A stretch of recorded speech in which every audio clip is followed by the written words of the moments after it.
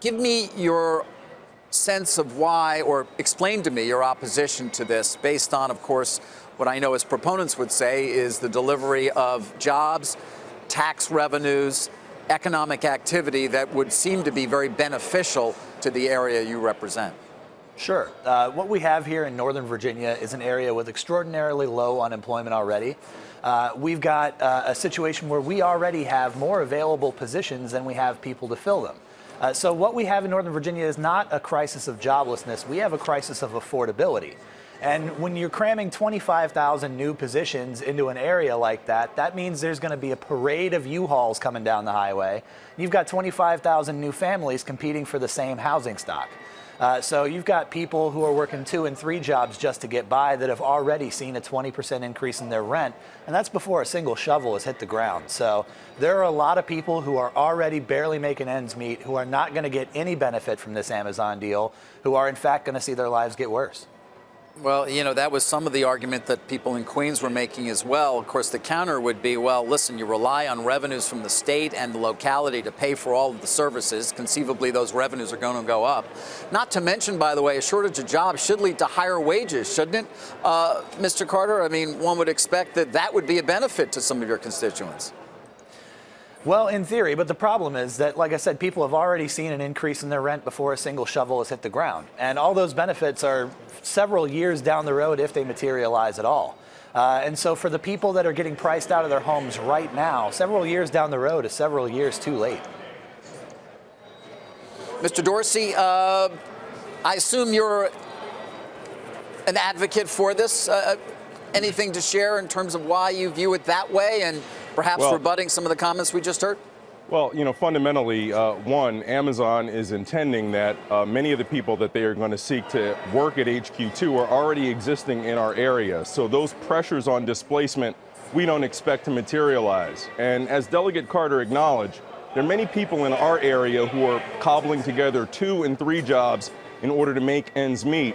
And what we have here is a path for 25,000 jobs, many of which are not going to require specialized training or credentials, that are going to maybe provide a secure middle-class pathway for those people who are currently cobbling together multiple gigs in order to make ends meet. Overall, this is going to improve our ability to make sure we deal with the consequences of a high-cost area while setting the stage for opportunities that benefit all. Mr. Carter, the agreement was that the 25,000 new jobs would have an average wage above $150,000. I mean, going back to this original, I mean, it almost sounds like you don't want any big new development to come in. You don't want any of these new jobs to come in unless there is a solution to what you're saying is a housing crunch. I mean, how do you sort of reconcile the desire to grow the economy with the problems you're facing now? I mean, don't you need that revenue to come in order to alleviate some of the problems? No, it's important to remember, as elected officials, we don't represent a balance sheet. You know, we don't represent a line item on a budget or a jobs figure. We represent thousands of people with real lives. And if the way that we seek to make our balance sheet better is going to harm tens of thousands of real people who are just trying to, you know, put their kids through school and make the rent, then I think that's too high a price. But it sounds like you're settling for stagnation. It sounds like you're settling for the status quo right now because, right, you're making the argument that, you know, people will be displaced because there's not enough housing, et cetera. So don't let the new jobs come in. Don't let the big employer come in. I mean, is that the way you want to run the county? Is that what the people you represent really say? Let's keep it like this until our lives are better? Yeah. No, I'm an advocate for building employee-owned businesses. That way people actually get the full value of what they're producing, rather than trying to chase after these projects that are handed down to us from billionaires.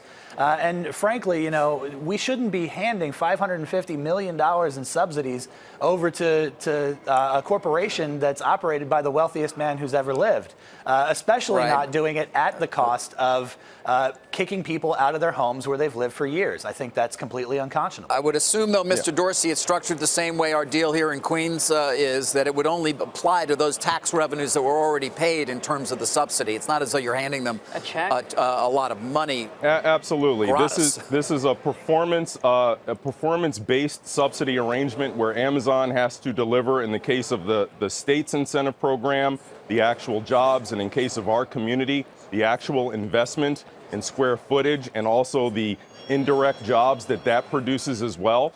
If they don't perform, they don't get the incentive.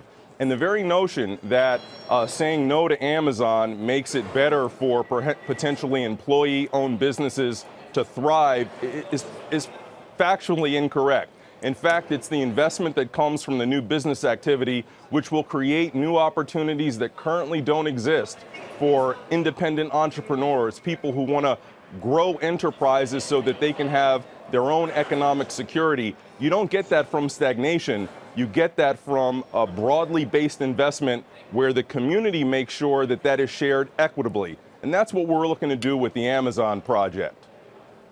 Mr. Dorsey, you know, in the wake of Amazon backing away from New York, there was some criticism that perhaps there was a way to get better terms from Amazon. I mean, does the fact that Amazon is no longer going to be placing those jobs in that headquarters in New York and are going to rededicate to Northern Virginia, does it strengthen your hand in any way, or is there a way to perhaps get some kind of a better deal out of the company? You know, I felt our hand was strong as it was. We've engaged with Amazon a lot. They've taken the time to get to know what some of the needs are in our community, and they're working with us very thoughtfully and methodically to see what their place is in trying to meet those needs.